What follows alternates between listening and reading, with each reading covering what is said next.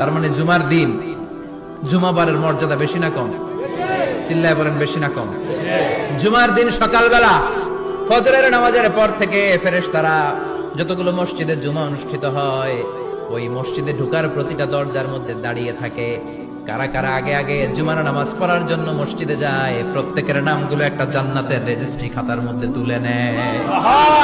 এই নামগুলো স্পেশালি আল্লাহর কাছে পাঠানোর জন্য। প্রথম জুমার দিন জুমার মসজিদে যে ঢুকবে বিশ্বনবী বললেন আল্লাহর রাস্তায় একটা উট কুরবানি দিলে যে সওয়াব এই সওয়াব আল্লাহ আমলনামায় দিয়ে দেয়। দ্বিতীয় পর্যায়ে যে ঢুকে বিশ্বনবী বললেন বাকারা গরু কুরবানির সওয়াব পায়।